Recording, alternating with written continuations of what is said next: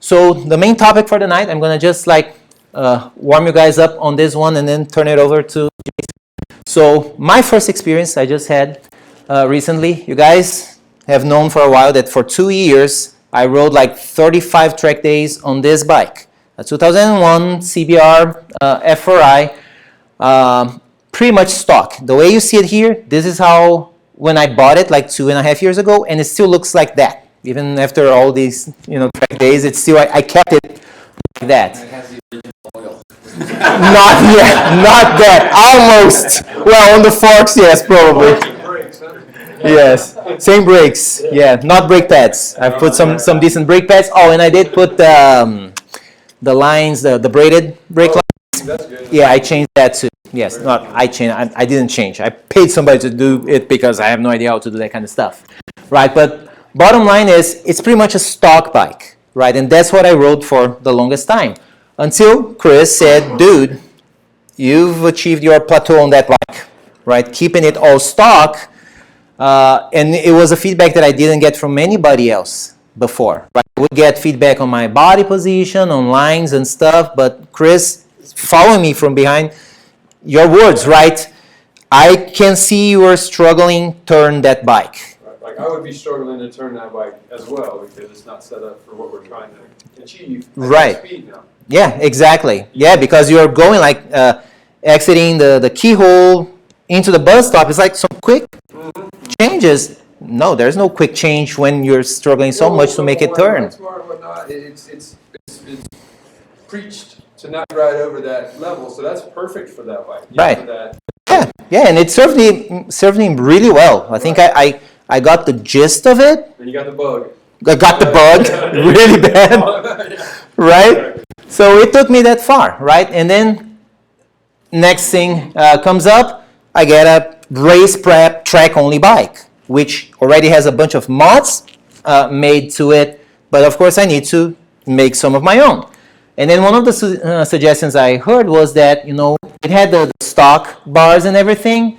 And then, friends said, well, we may want to look into putting some clip-ons on it, with the bars, because if you crash, the bars bend and it's easy to just pull those out and then replace it. You don't spend your track day because you don't have those kind of parts. All right, let's look into doing that.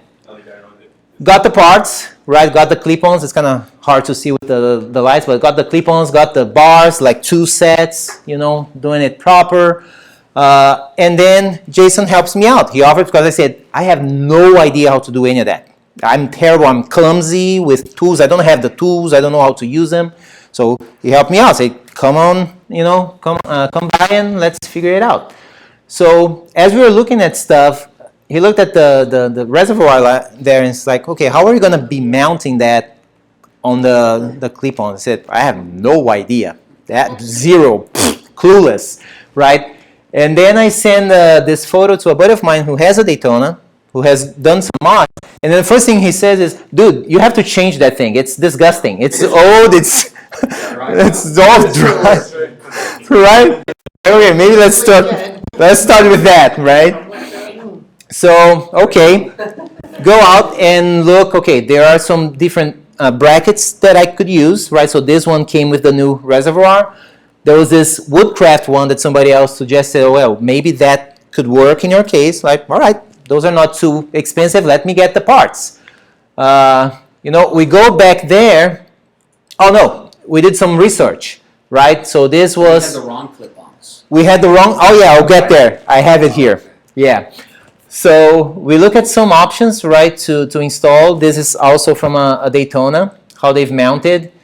This is another one, right? Because everybody said, you're going to have to rig something. It's not something that you're going to get off the shelf and just... Right. It's not going to work like that. I'm like, oh, man. It's already hard for me to figure out when it's like IKEA instructions, Right? And then there was another one where the guy bolted on here. This other one was right over here. So we see options, all right? Okay, there are options. I go over, back to Jason's place and we, get the stuff in there, but I've made a mistake of ordering this kind of clip-on, which has this little riser.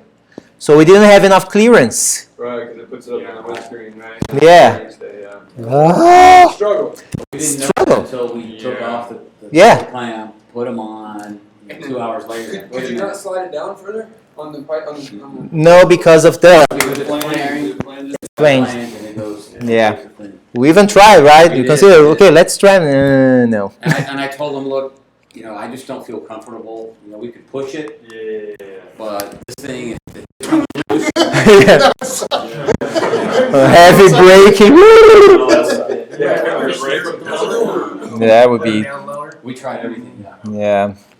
So go back home, you know, send this back, get the proper one, which is something that looks more like this, right? That's what we actually needed. And then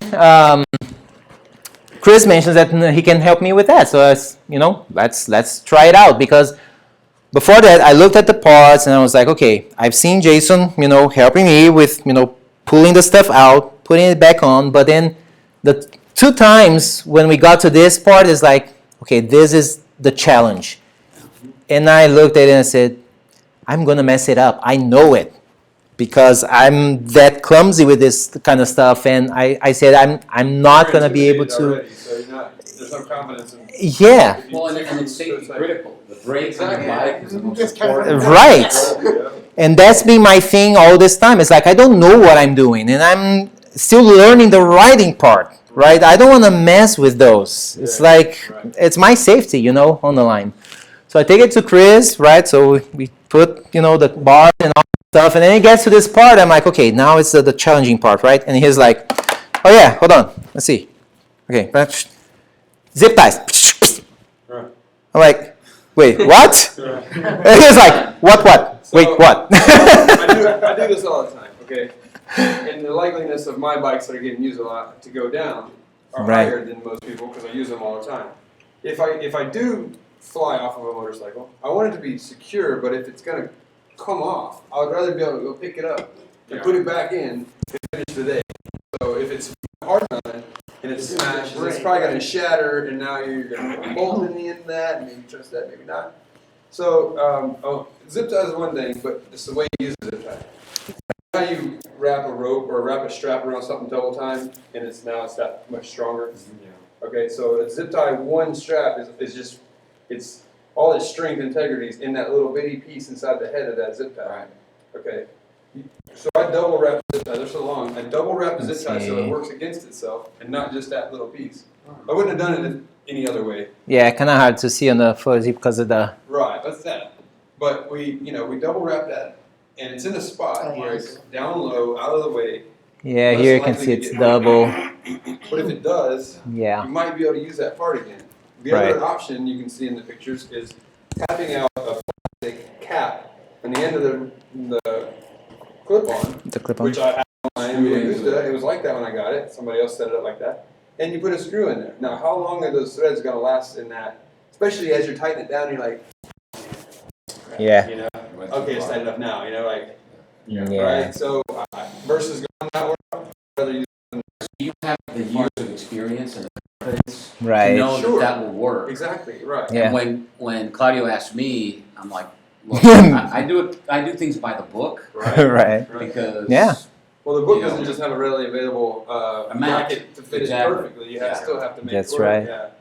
So I mean, so when he told me, I said, hey, if Kris said it's good, then it's Yeah. good. I've proven it to myself. before I Yeah. call it. Well, and I rode 2 days at the track, and the thing didn't move. Yeah, If it's. it ever gets a little loose and you notice it, clip it, throw another little 2-cent zip tie on there, do the same wrap.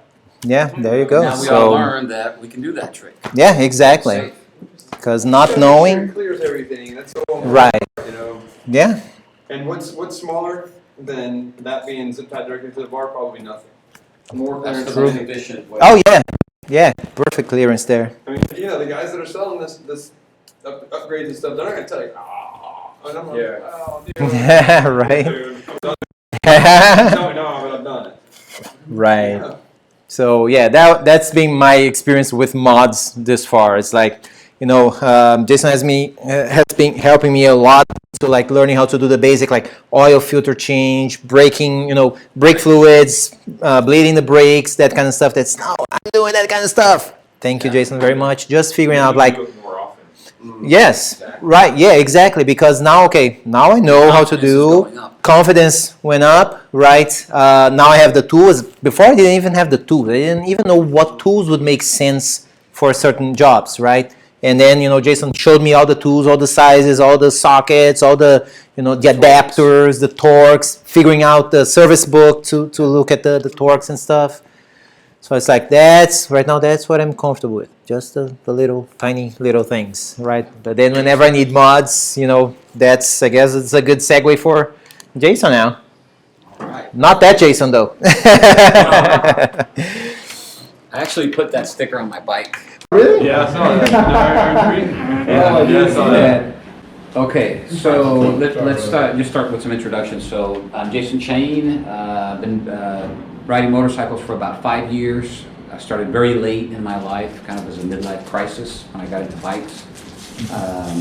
And I went to the track the first time really just out of curiosity. I had no idea what I was going into, and then once I went, I got hooked, and I've been going ever since. That's me there at Coda, and pretty much every part in that motorcycle I swapped out in some way except for the engine. The suspension, the wheels, everything. And I did it all just teaching myself, watching videos, reading books. I love that stuff. To me, it's almost therapeutic, on a weekend to work on your bike and just shut the world out, right? When you're not actually riding, you're working on the bike. And to me, it's Dreaming just, about working or riding. Yeah. Same. exactly. So that by no means qualifies me as a mechanic, and that's why I want to be clear in this discussion. I am not a mechanic. I've never had any type of professional training. I'm a computer programmer. I'm a computer nerd. I don't know, first things about modifying the engine. That's where I draw the line. We'll talk more about knowing your limits, like Claudio said, where you have to respect your limits. I record everything. There's my YouTube channel. Some of you have seen it. Let's see what else. Okay. All right. Just a quick disclaimer. Messing with your bike is dangerous, and you can hurt yourself. You can hurt others. Obviously, your bike if you do something wrong. So know your limits. If there's a project or a modification or an upgrade that you're just, I'm not exactly sure, I better go either talk to somebody that knows what they're doing or take it to Mancuso and have them work on the bike. Because you don't want to be like this guy here. I don't know if he lost his axle. I don't know what happened there, but that's catastrophic. He's about to lose his mind in a minute. Yeah. So please, as I'm going through the mods today and showing you the things that I did, this is over a 4-year period that I've learned these things, and I failed a lot. I failed so many times. There were times that I failed so bad, and I'm going to talk about this at the end. I had to just stop what I was doing, put the bike on a trailer, all messed up, taken apart, take it to the mechanic, have them fix it, and then bring it back. Did you ever do that? That has not happened to me yet. Oh, that's good. That's not, yeah. So, knock on wood. So please, just know your limits. I'm going to give you a lot of tips, things that I think you can do as an everyday Trackday rider that are within your ability. But always know, when maybe you need to just get a professional opinion. Right. Okay? All right. So with that, let's talk about, actually, let me start with this quote here. I don't know if you guys have read this book, Zen and the Art of Motorcycle Repair. No, it's great. It actually has nothing to do with motorcycle repair. It's a philosophy book about quality and other things. But I like this quote. He says, there are 2 types of personalities, those who are interested mostly in being in the moment, and those who seek to know details, understand the workings, and master mechanics. Like Claudio and me, we're that second person. I have to understand how things work on anything that I do, whether it's the motorcycle or my car or a family. I'm just always very curious, and I need to know details and data and how things work. There are other people, and it's perfectly okay to say, you know what, I'm going to delegate all mods, upgrades, and things that have to do with mechanics to my mechanics. I'm just going to go and ride the bike. And that is perfectly fine. There's nothing wrong with that. You go out, as long as you've got a good mechanic that's taking care of your bike, then you're no better off than the person that's working on the bike. Now, you may spend more money, but it's perfectly okay to just say, you know what, I'm just going to ride the bike, let somebody else deal with the maintenance and upgrades, etc. That's fine. Okay, what are the benefits to wrenching, right, as they call it, or to doing mods on your own? As I mentioned, I think by far the biggest is the cost savings, because even just taking your bike for something as simple as an oil change is going to run you maybe close to $100, or changing the brake fluid or your coolant fluid. They're going to charge you about an hour of a mechanic's time, plus the time to put it on the trailer if it's a dedicated track bike and you can't ride it there. I mean, you're looking at about half a day, maybe even a day of downtime just while something's being worked on. Well, you look at it your way. You go home, you take a couple pieces off, a couple pieces of fairing off, and it's kind of neat, and it's kind of new, and stuff like that. Well, that guy doing it every day, it's like, gotta take this fairing off, gotta take that fairing off, gotta set it over here, can't get scratched. Right. Yours can get scratched, you're just gonna go, right? But you can't scratch yours, right? That's Yeah. the difference.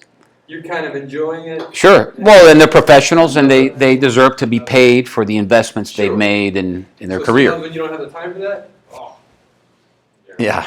Yeah. And I should have qualified at the beginning. When I say mechanic, I'm talking about a certified mechanic on your brand of motorcycle. Right. Just because somebody works on Harleys right. doesn't mean they're going to understand how an S1000 works or a Daytona. This is a You master know. mechanic. Right. Which Mancuso has a master mechanic I've taken all my race stuff to just recently. Yeah. Pressing bearings into the right spot. Oh yeah, I can get it there. I can press it there, but it's not the right spot. Right. Master mechanic stuff, because this geometry is very Oh, important. yeah, yeah. So I know what you're talking Yeah, and so you just confirm what I said, that you have to know your limits when it's time to go to an expert about. Right. and let them do that. That's what they do for a living, and it'll save you time and money in the long run. And I've got some lessons learned that I'm going to walk you through of how I learned those lessons painfully, and so have others. I've got some good videos to show you guys. Moving on, the other thing that working on my bike did for me is it increased my confidence at the track. So this is a snapshot at Coda. I had just gotten a new personal best, and not only did I have the satisfaction that I had achieved a new goal in my racing journey or riding journey, but like I said, virtually everything in this bike that you can see on the outside, I added to it myself. The fairings, the clip-ons, the brake fluid, the oil change, everything that I could, and we're going to go into those details, I did that. So I knew that everything was done correctly. I used a service manual. I torqued everything. So I'm doing about $170 right here at this point, and the bike is just rock solid. And I'm feeling, a sense of accomplishment. And you will too as you start to develop these skills and you work on your own bike and you feel safer out there. It's one less thing for you to worry about. The other thing that it's taught me is to be prepared for the unexpected. I'm sure many of you have been at the track when you come back from a session and something just didn't feel right, something was vibrating, or maybe you see a leak, something's happening, and there may not be a mechanic there Right. to fix it. Or he's busy. Or he's busy, yeah. But if you have an idea and you've been working on your bike, you're like, oh, I know what that is. I'll fix it. Like I showed you, my chain was a little bit loose. Right. You told me, yep, it's loose. You got to tighten it. So I got my torque wrench. I knew the torque settings, loosened the axle, tightened the chain, and I'm back in business. Yep. Right. So if you hadn't been there, then The chain can come off. yeah, I mean, it comes off. One of two things happens. It just slaps out and it pops everything and damages a bunch of stuff, and then it drags and it free flows and lets you ride off the track safely. that's the best case scenario. Yeah. Or it grabs into the sprocket carrier and it twists up, and now your back tire's locked up. Right. Or worse, I've seen. I was at. Yeah, oil's And the oil. Yeah, no, it can be catastrophic. I saw in, so I've seen chains fly off bikes, and it's like a chainsaw, that thing, because it's spinning, and it really is like a chainsaw. That's how those things cut. So imagine, person behind you. yeah, taking a chain to the face, so, Or slapping the back of your leg or something, man. I've seen all kinds of stuff. yeah. Okay, so moving on, And then, as I said before, if you put your mind to it and you study and you follow instructions, and all of us in this room can follow instructions because you've survived a track day, right? Multiple track days. So I know you can follow instructions. It's not as hard as you think. Now, like I said, there are limits. I don't work on the engine. That's where I draw the line. Eventually, maybe someday, I'll learn to do it. But right now, I'm perfectly fine not touching the engine. There are a ton of resources out there, YouTube videos. There's the forums, right? Dedicated forums for the Daytona. There's dedicated forums for the R3. Virtually every bike, the Yamahas, the Hondas have a forum, and you can go in there and say, hey, I need help. And chances are, you'll get some haters. Like you said, there's always that squid that jumps in and calls you an idiot. But usually you get some people that genuinely want to help. And then there's a service manual. The service manual has very specific instructions and torque settings of how this thing was designed and set up at the factory. So don't ignore that, and we'll talk about that next here. And then the other cool thing that this did, and I didn't realize that until later, is that what I had learned, like the first time that I changed the brake fluid on my motorcycle, I didn't know what I was doing, I failed. But eventually when I got it down, at some point my car needed brake fluid change, and I thought, wait a minute, it's the same exact principle. It's a master cylinder. You've got pistons, it's fluid. I looked up a video on YouTube on my car and how they changed the brake fluid, followed the instructions, and I changed my own brake fluid in my car. And it worked because it's the same principles. Bearings, on tires, more cost savings. Okay, let's move on. All right, so James, tools. This is super important. Now, this is where, like a master mechanic may have so much experience and so much feel for having done the same thing over and over again that he may say, I don't need a torque wrench. I know exactly how to tighten that axle, front and back, and the clip-ons. I know exactly what it needs. A good example is the guy, Max Van, I think is his name, on Sport Bike Trike Gear, if you've ever seen his videos. He'll say, yeah, I'm tightening the axle here. I should really use a torque wrench, but I've done it so many times that I know exactly what I'm doing. For you folks at home, use a torque wrench. Right. So I always use a torque wrench. I told Claudio, buy yourself a torque wrench. Why? Because we're not master mechanics, and I don't want to just go by feel.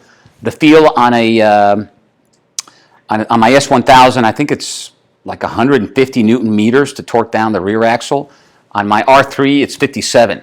Right. So there's a huge gap. Right. Well, you have softer metals, lesser bike, softer metals, and if you tighten it down to that other one, a rigid swing arm, billet or aluminum swing arm, it's gonna pinch it and start burning into the Exactly. things. And how do we know how tight is tight?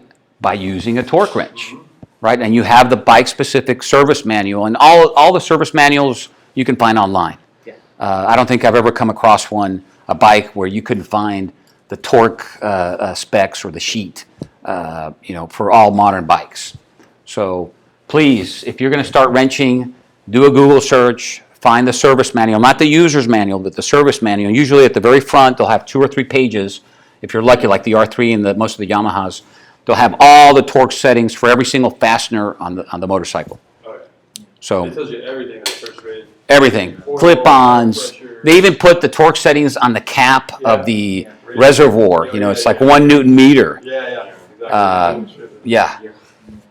So, So, yeah. And then the other thing that they do, and this is something you learn as you start doing this, some fasteners, some bolts and screws require grease, and some require anti-seize. Right.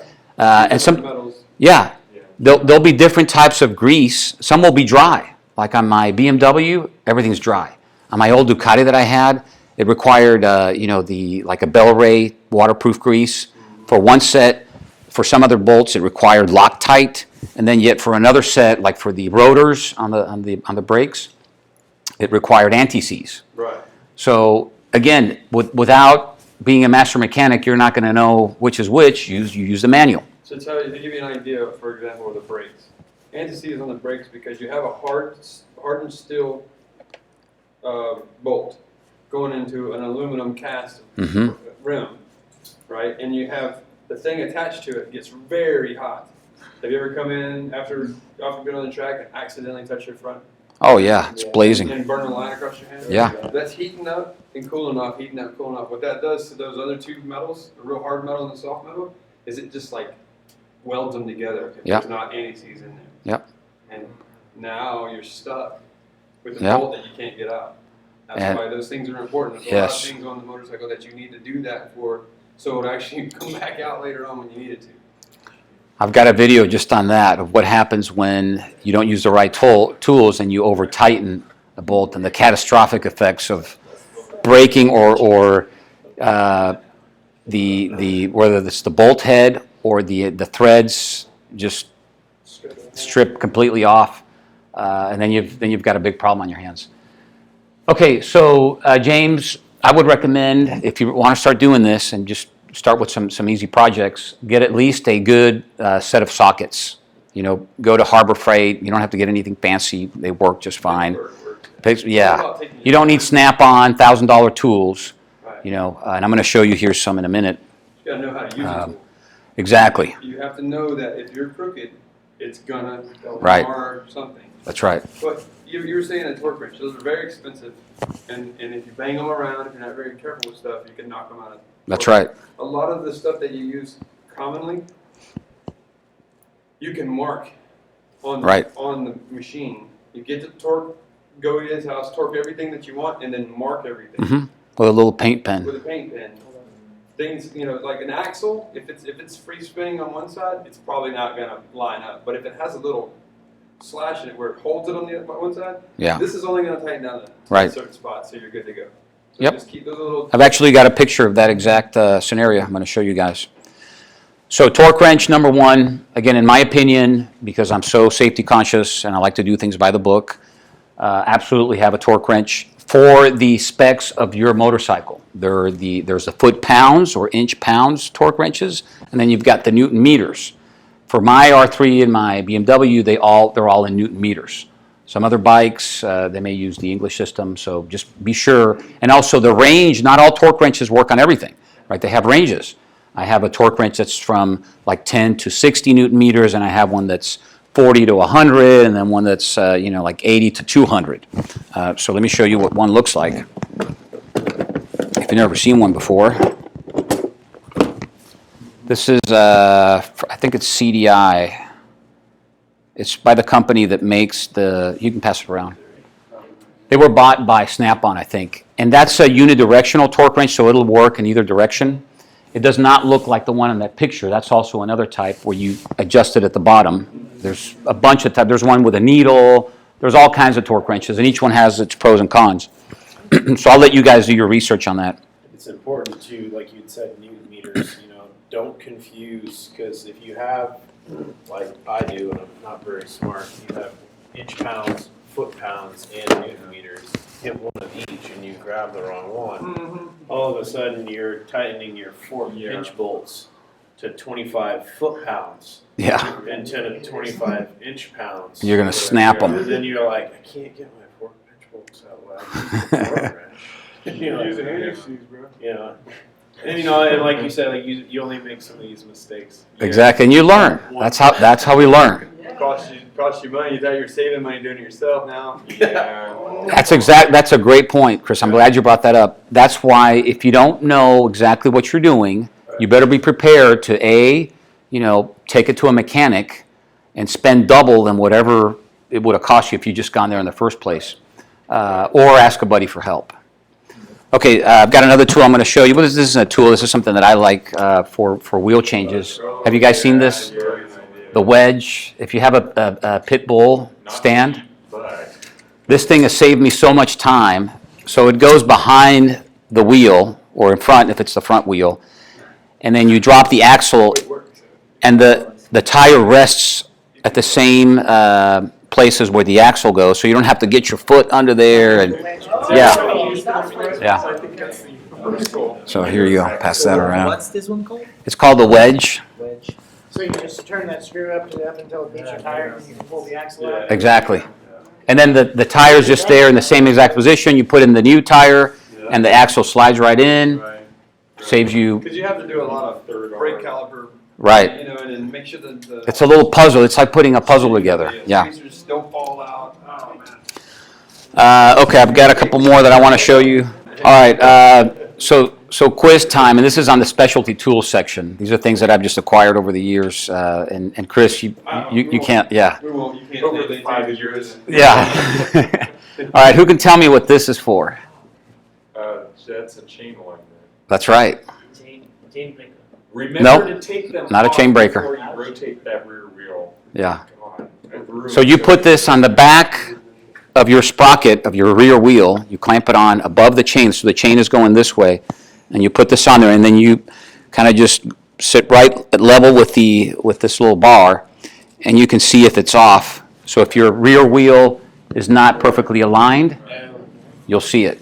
You want to know the old school way of doing that without that? What's that? So we all remember the old film, Uh-huh. right? With the little dots. Right? Yeah. So it's just like that.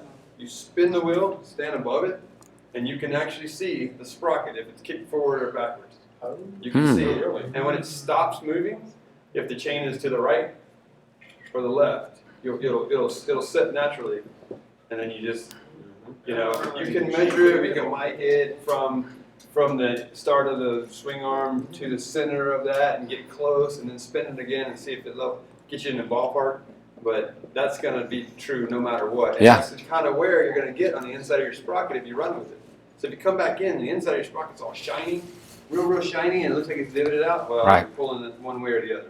Yeah. So those are little things. It's important to have things like that because that drags on the horsepower, tears up the machine. And your sprocket. You have to replace the sprocket Yeah. and chain. But that's a good trick, and that's something you can do at the track if you forgot your tool. Exactly. Stand Right. over it, spin Yeah. it, and it looks like it's running smooth, cool. But, if it's obviously off, you need to stop and do something before you go ride it. All right, what about this one? That's for the oil filter. Yes. The reason you want one of these, and this is something that I learned very painfully, and it required a trip to the dealer, is that I was just using one of those like round strap wrenches to take an oil filter off my old Ducati. That thing had just galvanized on there, and it was not coming off. So I practically destroyed that filter in the process because it just wouldn't come off. And there was oil all over my garage. It was just a huge mess. And I took it to the dealer, and they're like, oh, yeah, we're just going to crush that thing right out. And I'm like, what do you mean? He's like, yeah, we just jab a screwdriver. Yeah, exactly. And I'm like, oh. Unless you take the end of Yeah. the oil filter off now. That was a great. So the reason this is important, not just to take it off, but when you're putting in the new oil filter, this has a socket hit. So now I can put my torque wrench right on here, Dang, man. That's like real smart. and I know exactly, because it'll say in the service manual it's 18 Newton meters. So I look at the dial, 18 Newton meters, and I stop.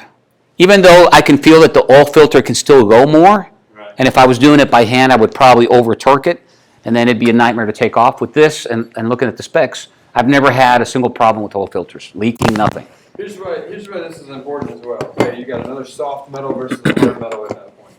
Oil filters have like a lead base, almost. It looks like it's softer. Okay. Normally it's best to heat the motor up so the oil runs Yes. off more and Right. faster for our patience level. If you don't Yep. just leave it, walk away from it. But it's better to let both of those metals cool down all the way before you put it back on, because you can spin that and start tearing the threads in the inside of it, right? Because a hot motor is going to torque differently than a cold motor when the metal's Yeah. hard again, right? Yep. When it's soft, that's when you can ruin things.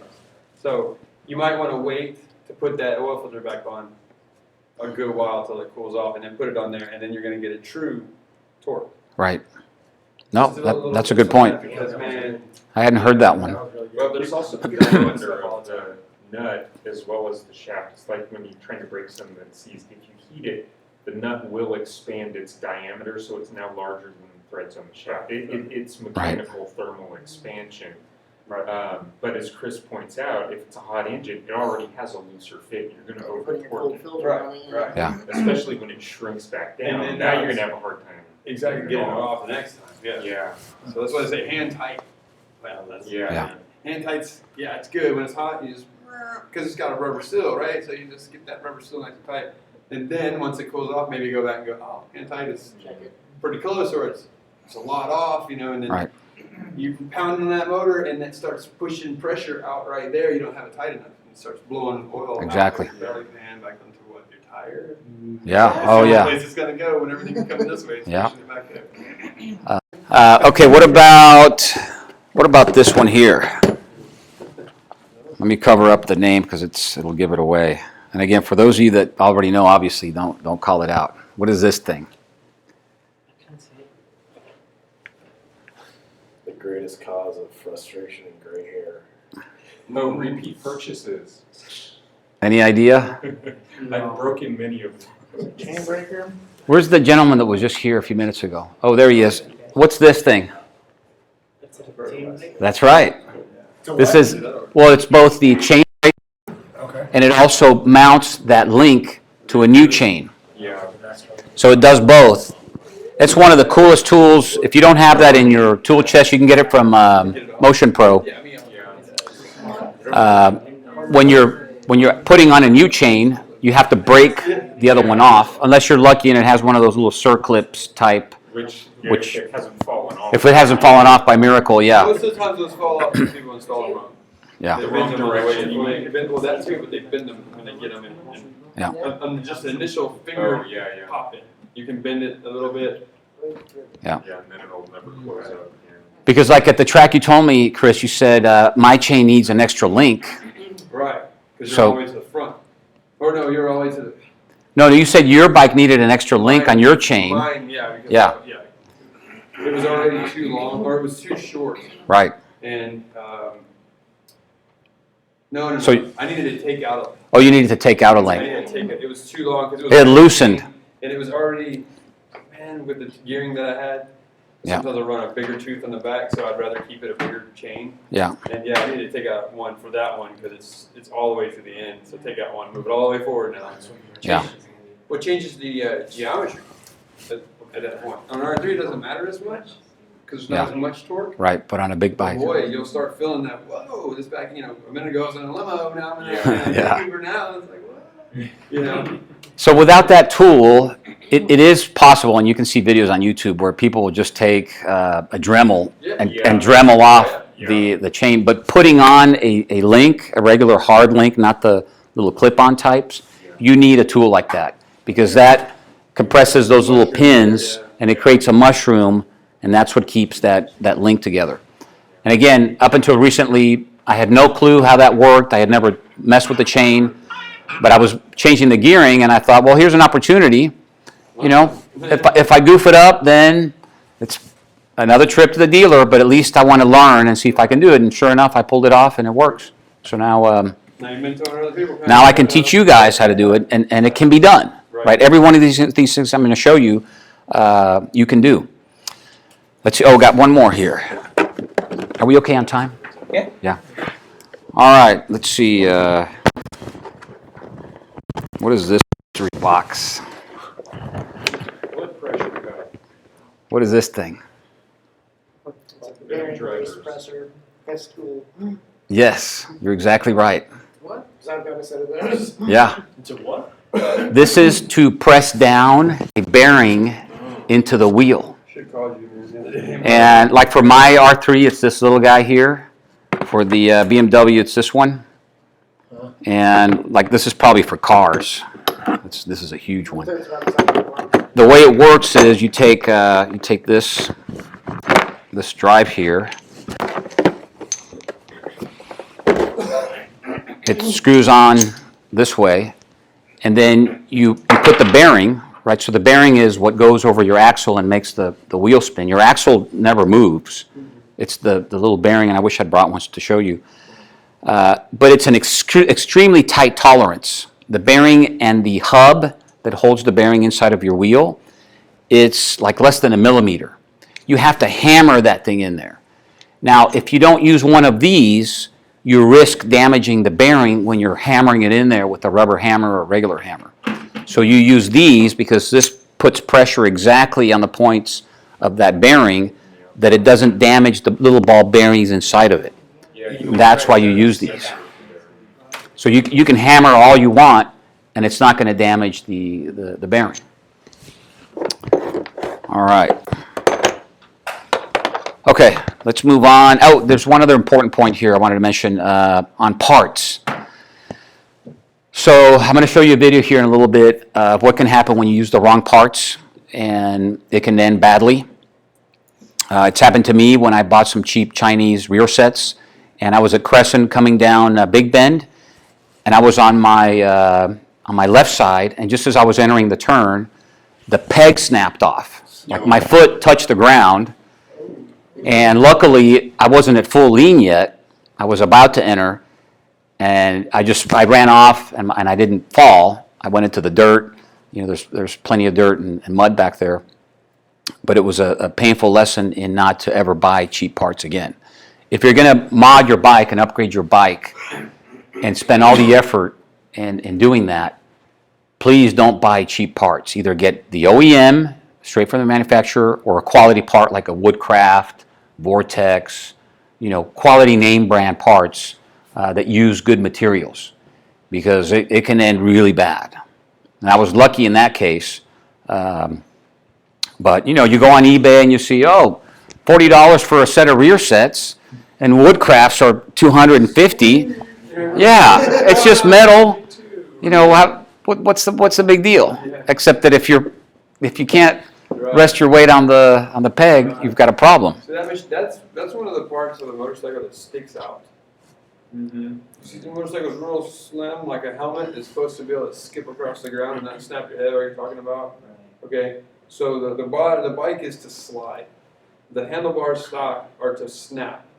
The pegs, if they're going one way, they're going to fold up. If they're going the other way, they normally have like a little nick or something in them, so they snap versus bending the frame. Right. Which is totaling and or almost devastating. You got to go get it rewelded and things like that. Right. So when you buy a cheap version, they're going to flex and bend. Sometimes you'll buy a really expensive set and you're like, man, these fit cheap. Yeah. But they're to snap. They're strong enough to hold your weight if you're jumping up and down on it and do other stuff, but the Chinese one won't. Mm-hmm. But they're designed also to snap, you know, that $400 piece versus grabbing and chunking it and bending the forks and everything else in the world. So these things are designed, even if you don't notice it. I bought a new set of like really nice Rizoma Oh yeah. for the MV, and I put them on. I'm like, and then I stepped out. Like, man, that's way better than snapping that frame. Yeah. You know, like, wow, where am I going to get that frame? How much is that going to be? Yep. And so those are the things that you don't think about when you're new, and you see a cheap part. You don't think about what happens when you crash or something goes wrong. How to lock tight that bolt in there that's going to come out inevitably because it's a softer metal. Yeah. Lock tight it, maybe even drill a hole in it and safety wire that bolt and then remove. Yep. You just don't know. You know, Yeah. The sooner you go, the more time you got to spend prepping the thing. Okay, let's move on because I know we're short on time. So logbook.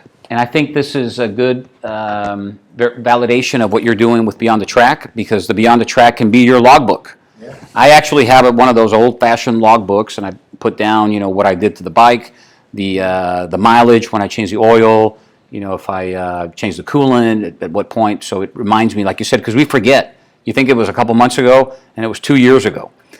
So always use some kind of logbook to record what you do on the bike. You're not going to remember. You're going to be doing so many things, you're going to forget. So write it down. In addition to your checklist, as you mentioned, Michael, keep track of what you're doing to that bike. And plus, it may be handy for the next owner.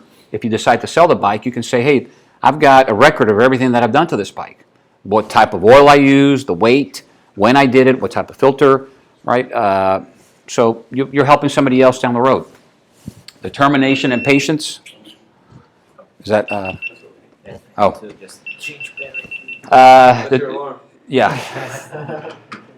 So as I said, I failed a bunch of times, and in some cases minor little failures that just required a trip to Home Depot to get another little screw, and in worst case, you know, I had to take to the dealer and have them fix it, and you just, you know, humbled by the experience, but you learn and you keep building on your skills and you get more and more confident.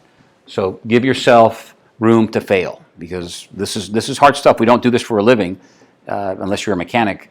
This is our hobby, and there is a way to do this safely and save you money and many other benefits. Okay. Oh, very important. Time. Don't do a mod on your bike the night before a track day. I've done that, and I've had to skip the track day that I already paid for because I couldn't put the bike back together. So I learned that again the hard way, and it cost me an entire track day because the bike's on the stand, all taken apart. I couldn't get the ECU to connect. The bike won't start. It's Friday night. It's a Saturday morning track day, and I'm screwed. Can't take it to the dealer. If I go to the track, maybe somebody there may know, maybe not. So always give yourself a week, maybe 2 weeks if you're going to do a project for the unintended consequences that are very likely to happen. Right? You may strip a bolt. You may realize you don't have enough brake fluid when you were emptying it, and you look at your bottle and you've only got this much. You thought you had a whole bottle left, and now you've got to make a trip and get that type of brake fluid or oil, whatever it is. Stuff always happens, like our experience with the clip-ons. I told Claudio, clip-ons, oh yeah, I can do that in my sleep. I've done 5 of them. Easy, bring it over, we'll do it. I'll show you how to put everything together. And sure enough, I'm putting it together. I'm like, wait a minute, this thing doesn't fit. Right. And the reservoir was an issue. So things are always going to happen that you didn't expect. So just if you give yourself time, then you can mitigate that. That's right. Okay, so these are this is how I categorize my mods, right? This is Jason's opinion of the types of mods, which I think, aside from the engine, we can all do. Everybody in this room can do these types of mods. Tweaking your suspension, right? The compression, the rebound, taking the forks or the shocks off, putting them back on, sending them to get serviced. Weight, that should actually be weight savings. Taking stuff off the bike that's unnecessary, like the rear pegs, the lights, when you're converting a street bike to a track bike. We should all be able to do that. Maintenance, obviously, the aesthetics, so the fairings, paint, and God forbid if you crash, you got to do some fiberglass work, which I learned to do on my R3. I'd never done fiberglass work, but I had a gnarly gash on the right side of my fairing when I low-sided, and my buddy Marcelo, said, oh, well, just go to Walmart, and they sell these little fiberglass repair kits. They're like $9. Slap that stuff on there, and it'll be ready to go in 24 hours. And I'm like, what? So it's like this cloth stuff, and then there's this gooey glue that you mix, like an epoxy.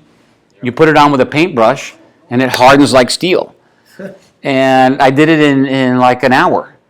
And, then you paint over it, and it's done. Yeah, it's exactly like that.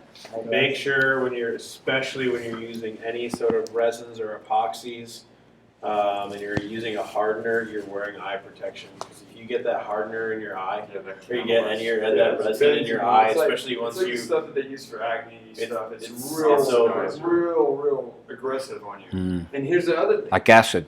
Wear goggles because the fumes will burn right into Yeah. just the fume. Yeah, it's Working well ventilated area. Yeah. sure. Well, that part is okay. Yeah, that's If you the bad do part. it blow But into your eyes. right, or you blow on it like super glue, blow on it, it blows that fume right back in your face. Yeah. If it's infected. No, that's a good point. And I should have put that on the slides to wear safety gear, especially eye protection. What was I working on recently? I was dremeling some of the fiberglass off, and I didn't have anything on. Didn't have gloves. Didn't have eye protection. And then I was in there, bzzz, and then all of a sudden, bing!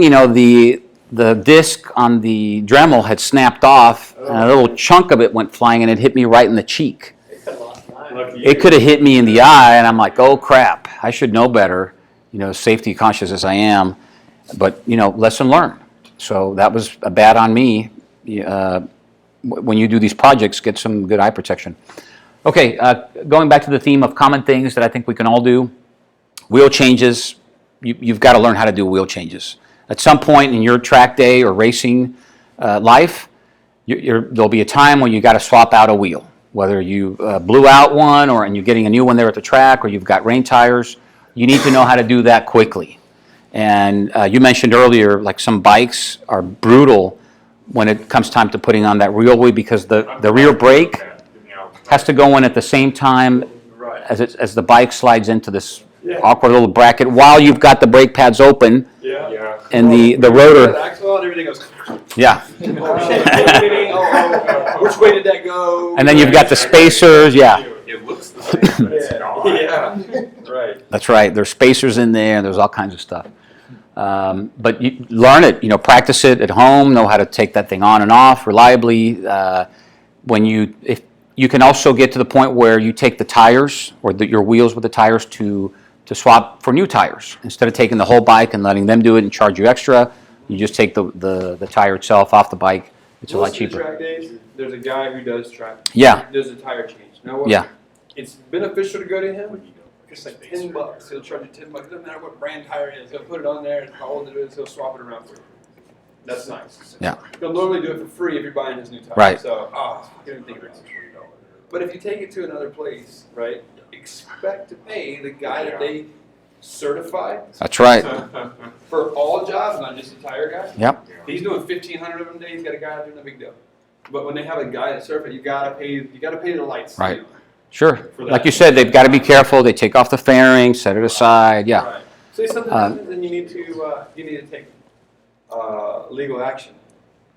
You're probably not going to be satisfied with the trackside vendor who doesn't have any money. Yeah. It is. Yeah. Right? So some people are like, well, this is my life involved. I want to take it somewhere that I trust, Right. that I paid good money for, that if something does happen, I know that I'm going to be covered on all aspects. Yes. So you just weigh your odds. You're absolutely Yourself, correct. It's all your fault. Yes. Right? Let somebody else do it. Remember that Somebody disclaimer I else threw up at the beginning, Mhm. where know your limits, and if at any point you feel uncomfortable, your life's on the line. Right. If that rear axle is not on tight, you're like that racer in the picture where your rear wheel passes you. Right. Well, now he's not You know? for his family either. Somebody else has to take up the slack. So if he did it himself, there is no assistance out there at all. Yeah. And everybody's mad at that guy. Yeah. And he's hurt. So, So again, with a disclaimer, all these things, well, not all of them, but some I consider safety critical. Obviously, everything in the bike, if not done right, could become a safety issue. But wheel changes, I think you guys can get down pat, in a weekend. If you follow instructions, you get the service manual, you get the torque wrench. Like I said, you can get that done. Get the wedge. Air filter is also no big deal, right? You just find out how to get to it from all the fairings and screws, and sometimes there are little screws, big screws. super hard. Well, yeah, R3 yeah. is super easy. Side. Oh, the R3 is, yeah. Yeah. Well, so that's another thing. When you're buying a specialty gun, now you got to know how to clean it. It's 15 pieces. When you buy a BB gun, there's like one BB. Right. So do you want to buy an R3 that's super easy to do the maintenance and learn how to do it, or do you want to buy something that discourages you from the get? Yeah, sure. Yep, you're right. It's The more sophisticated, the more time that it'll likely take, even for something as simple as the air filter, because it's going to take you an hour to take off 3 layers of fairings that overlap right. and have different screws for each. Yeah. Way more fairings than anything else. Right. I swear to you like that. Did you know that your clutch and throttle cables require lubrication? They do. So those steel cables inside of that little sleeve, they prefer lubrication. And I didn't know that until recently when I went to change one out, and it said, here's a lubrication procedure. And I'm like, lubrication? I've never done that. So Do you have the tool that you set it up there? not yet. That's on my list There's no for my specialty toolbox. Exhaust silencer replacement. So this is basically just the can. packing, Not the full system, that's more advanced, that's in my next slide. But taking out the silencer, like in the case of my BMW, the stock can to meet with European regulations weighs 25 pounds. Yeah. It's this massive thing. And then I bought a Yoshi, which is a titanium that weighs, I think, 5 pounds. And, it just bolted on. Right. It's Those stock cans are very beneficial if you have a welder or fabricator and you have a loud generator. Just have that welded. Oh, yeah, I hadn't thought about that. Completely. That's a great idea. Okay. I have that thing laying around. Yeah, people were like, dude, that's a brilliant idea. And you know what's funny is I couldn't give away that BMW can. Like I put it on the board. I said, does anybody want this thing? I can't sell it on eBay, on Craigslist. I just need it out of my attic. Right. No takers. Yeah, it is. Yeah, just little things. Okay, suspension tuning, we talked about. Not so much the setting of the sag and all that. That's something you should do with Roger, somebody that's a suspension whisperer that knows what they're doing. But when I go to, like when I was at MSRH, which is a much bumpier track than COTA, I have to soften up the springs a little bit. There's screws at the top, and if you know what you're doing, you can soften up the forks. When I go to COTA, I tighten them up because it's a nice, smooth track. On your Race- S1000, don't you have electronic suspension? I have the standard edition. Oh, okay. Yeah. Race fairings, so you may think that it's straightforward when you buy them from either, whether they come from China or Hot Bodies or Armor. You get them in a box, and you're trying to put that thing on, and it's like, there's no way this thing's going to fit. You gotta drill the holes. You got to drill holes, you got to Dremel a ton of material off. The thing You know, is, there's so many they don't- different mounting, right? You got the stock stuff, and a lot of people in the racing world don't use the stock stuff. Right. In the budget racing world, all the time. But there's an aftermarket moto holders front fairing stay that has different mounts. There's these different things that you change. So Sure. mass production, they're not gonna have. They're gonna have a hole within a hole, and it's gonna be somewhere close, but it's not always right. So don't go pre-drill them all thinking you did it Exactly. right. Now you get up there, it doesn't fit. Watch videos, talk to people that have done it, and remember unintended consequences, just like what we went through with your clip-ons. Because your bike is semi-race prepped, you know, it had the race fairings and it had other stuff. When we went on to add things, it wasn't lining up. Yep. Because, you know, they make these parts universally for all bikes, so you're going to end up having to tweak something. Okay, rotors, braided lines, somebody mentioned they did that. You did. And I skipped the fluid changes. So everything that's fluid in your bike, you can change. Coolant, even the fork. Even though I haven't done that one yet, that's the one that I'm still learning on. I've seen I've seen videos where they'll unscrew the cap, pour it into like a milliliter, measuring cup, so they know exactly how much oil was in there. Sit there overnight, so that it all Yeah, drips out. and then they pump it out, and then they take the same exact amount of oil and pour it back in, and then presto, you've got an oil change, and you didn't have to disassemble the whole thing.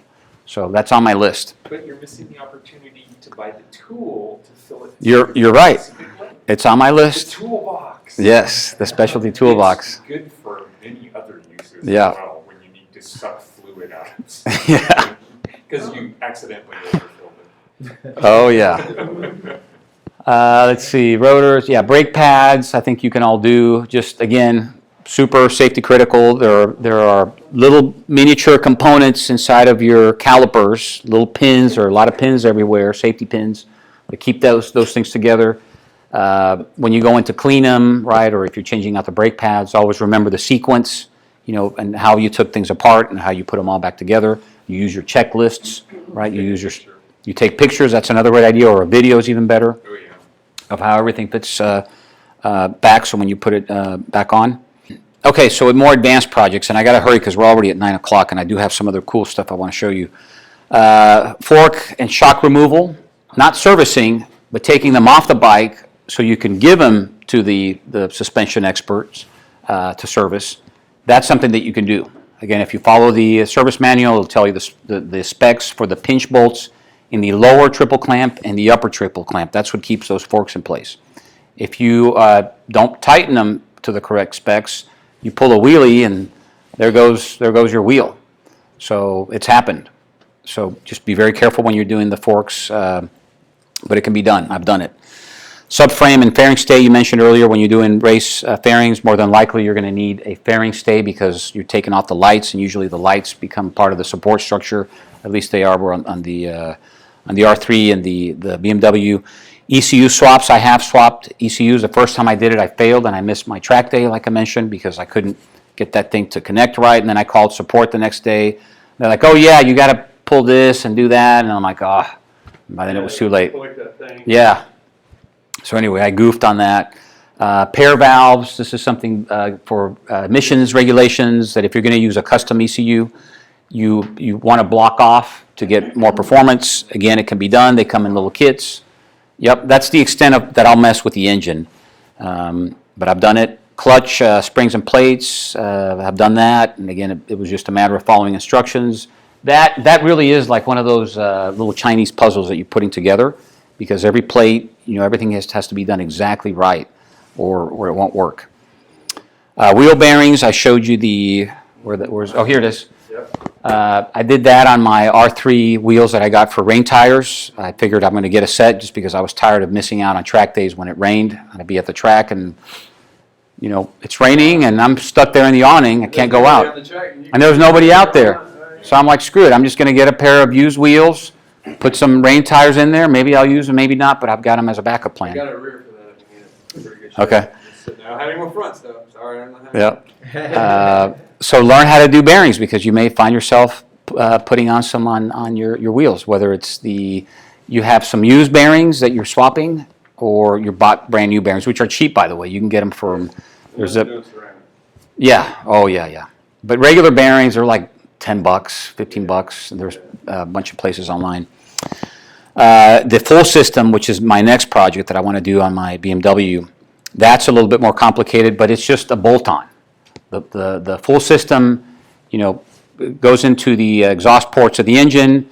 They have these specific gaskets that are made for the bike. They have specific torques, but other than that, it's just screwed on. You unscrew everything, falls off, put in the new one, screw it on, you're done. There's a quick tip for you. When you pull that header off, there's four little crushed gaskets in there. Yep. All right. Take a little grease, stick it on the outside on that surface. Like anti-seize or Grease. waterproof? Yeah. Grease. Bel-Ray? So it'll be sticky. Yeah, and then stick them up in there, because trying to do that and hold this and get that. Oh, gotcha. Yeah. Yeah. And then Yeah. also disconnect the O2 sensor from the clamp, free it up, pull the header off, and then take that one off. Right. Break it loose while everything's tight. So the first Exactly. thing you break loose, break that loose, because it's very tight. Well, and the BMW has these servo valves Yeah, so you gotta get a on the servo. inside. They've got these little butterfly valves inside the exhaust that go like this, that have to be disconnected. Right. Okay, let's move on. This to me is probably one of the hardest things, and I put it at the bottom of the list. Tire removal and mounting. Oh, it's not showing up here. That's good. It's right there. Did it come up? Yeah, tire removal and engine. You got engine. Oh yeah, here it is. Okay, it was cut off here. I've seen people do that with zip ties on YouTube, of removing a tire from a wheel using zip ties, and then like with their knee popping that thing off. Or like a 2x4 standing on Yeah. the bed, busting and stuff. Yeah. And I'm not going to mess with that. Oh yeah. I can get them mounted at Motorcycles Unlimited for like $40 for both sides, and it saves me a potential. Is that the side of town you're on over there? Yeah, I'm up in okay. Spring, yeah. But eventually maybe I'll get like a small tire mounting machine, not a pneumatic one, but one that's got, yeah, like a Nomar, exactly. I'm lazy though, man. I'd rather. Man, do them on Yeah. the track if you can. If you Yeah. have time, The- 'cause then or take them, do them on the track is probably the best for track day stuff. Yeah. Because now you got that connection with the guy who's selling the tires. Right. And you get rid of the old crappy tire. And Yeah, all that yeah, yeah. stack of stuff, The- man, there's all kinds of That's why I put it at the bottom of the list. This is one of those things that it's worth for you to spend the $30, $40. Yeah. Yeah. That is a handy skill though, if you like to go riding out country roads or just out in the boonies, and you get a flag and you get a puncture, and you don't have any way to you can fix it, do the little plug, whatever there. But if you want to put a legit patch in to keep going, you need to know how to do that. Yeah. No, you're right. Look, there is nothing, It's a pain in the ass. all the knowledge that you can absorb, all the power to you. Any project, and there's a ton, this is by no means a comprehensive list. I should have said that at the beginning. These are things that I've done, that I've learned, I've taught myself over the years, just watching videos and reading books and forums and ask for help. So I'm living proof that you can do it, because I am not a mechanic. Up until I had a motorcycle, I didn't even know how engines really worked. I had an idea that it was combustion, but I didn't understand about the valves. I didn't understand, yeah, it's an air pump. But I didn't know that, and I never studied it, didn't have an interest in it. So I'm living proof that you can learn this.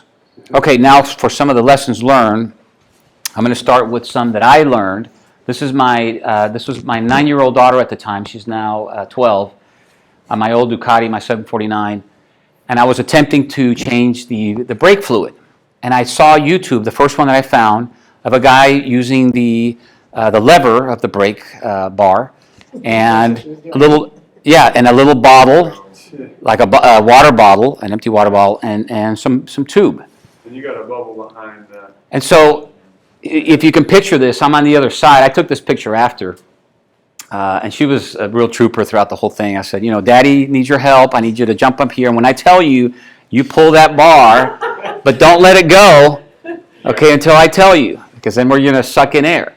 So she says, okay, I got it. So I'm down there, and I said, okay, now pull the bar. And then she pulls it, and I open the banjo, the bleeder, and fluid starts to come out.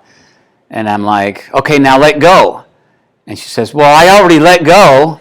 And I'm like, oh, no. So there goes, now it's sucked in all the air. And then I'm like, okay, because I'm on the other side. If you have ever tried to do this manually, you always start with the caliper that's furthest away from the master cylinder. And if you're trying to do it by yourself, it's extremely awkward. Oh, yeah. So that's why I enlisted her help. Right. But she's 9 years old, You didn't realize how important that is. I didn't realize that it was that big a deal. Behind that, and it'll keep the like you coming into a corner, it'll keep the brake. Oh yeah, it's extremely dangerous. off the front end. But luckily, I caught it because after a while of doing the pumping and then I put fluid in, the bar would go all the way to the grip. It was all spongy, and it wasn't stopping. They weren't, the pistons weren't pushing forward. So anyway, had to take it to the dealer, put it on the trailer without brakes. I had no brakes. I was having to use the rear brake to stop the thing. Lost a whole weekend, doing an extremely simple thing that I can do now in 3 minutes. I showed Claudia how to do it with the right tool. So my mantra is, if you're going to do these type of mods at all, get the right tools, or just don't bother. Take it to somebody that knows what they're doing. So learn from me. Don't try to get the budget stuff or do it the easy way or the shortcuts.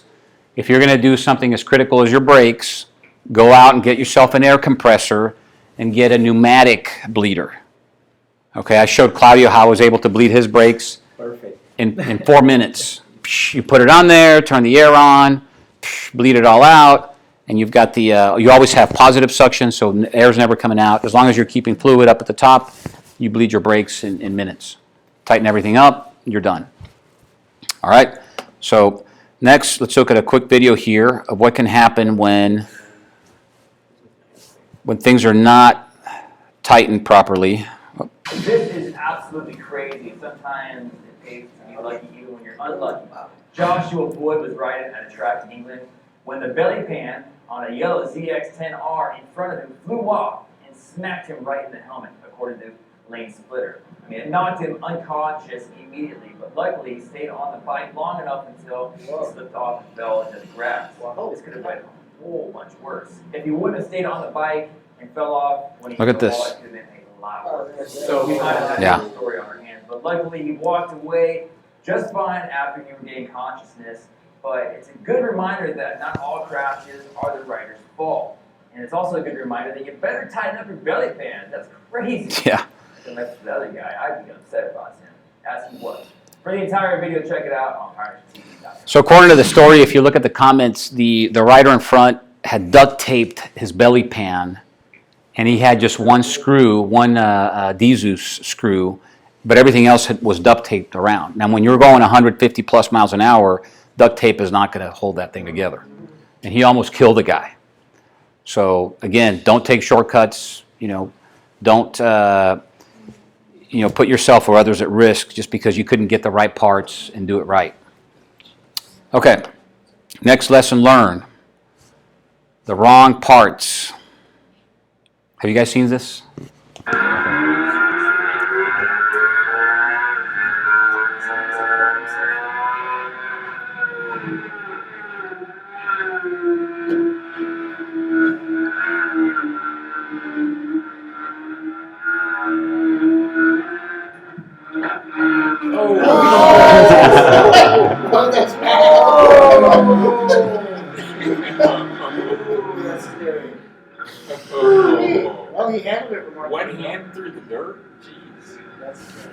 There's another guy around. Wow.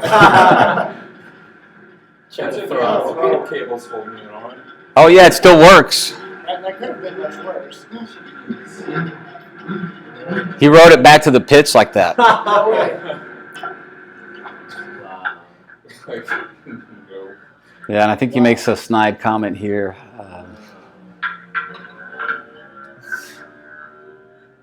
But yeah, something similar happened to me.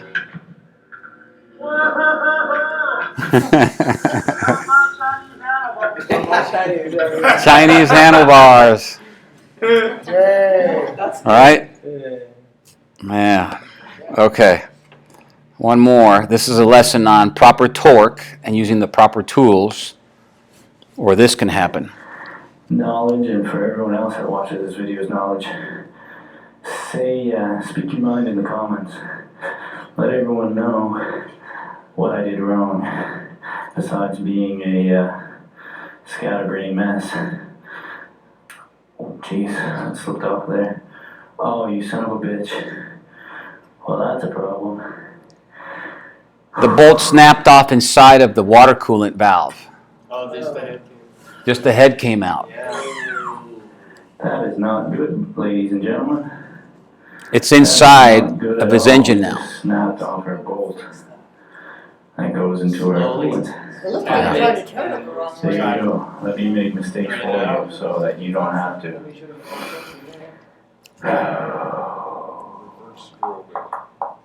So, That is shitty. You're gonna miss your ride today. yeah. Don't over. So the lesson learned there is, whoops. One, he should have been using a torque wrench, even for that little bitty bolt, which I think is like maybe 11 Newton meters. Oh, he was trying to He tighten it up. way over torqued it, and he was at an angle. If you see, he kind of rushed it, grabbed the tool, and threw it in there, and then he gave it way too much crank. So two mistakes. You know, he should have been using a torque wrench because that's a torque-sensitive part. That's what keeps the coolant inside of the pump, and it has to be tightened at the right spec, not over-tightened or too loose, or you spill coolant. And so, you know, now he had to. If you keep watching the video, he does fix the problem. He has to go get one of those tools that drills out the screw. You know, he was lucky that he was able to screw it out, even though it was halfway in there. So he got really lucky. If he hadn't been able to do that, then you'd have to drill a bigger hole and then thread it, right, and then put in a bigger screw in there. Or So, replace that half of it. yeah, or replace whatever part if it's a component. Sometimes it's the whole block, and you can't. Okay, checklists. So you read my mind earlier, Michael, when you were talking about workshop checklists. There's the torque pin that Kris mentioned. That's a good idea. So when you want to remember where a fastener is supposed to be at, you just line them up. Instant torque. Now, the paint can fade. You know, it's not a 100% solid of a solution, but at the track in a pinch, it'll work. And I do that too. I highlight some of my settings. The story I wanted to tell you here is I was cleaning my chain the other day. This was like a week before the race. And I did the full deep clean. I did the kerosene, you know, soaked it in kerosene, let it drip overnight, cleaned it, soaked it again, cleaned it. I mean, the thing was shiny. It looked just brand new, like right out of the box. And I'm in the process, you know, I'm going to start to lubricate it. And then my daughter comes in and says, Dad, the Wi-Fi broke, and I can't watch my show. I'm like, I'll be there in a minute. And then 5 minutes later, the Wi-Fi is broken, you know, nagging. So I'm like, all right, I got to stop what I'm doing, go fix their problem. But of course, when I'm in there, then my wife is like, hey, you know, we're ready for dinner. And, you know, before I knew it, I'd completely forgotten that I did not grease the chain. So I'm out at the track. I race a whole day with a completely bone dry chain. And then I come back home and I'm thinking, wait a minute, did I remember to grease that chain? No, I did not. And that's because I was interrupted. I was in the middle of a project and I forgot what I was doing. and it could have ended badly. Now, luckily, it was a relatively new chain. Thank God So for it- O-ring chain.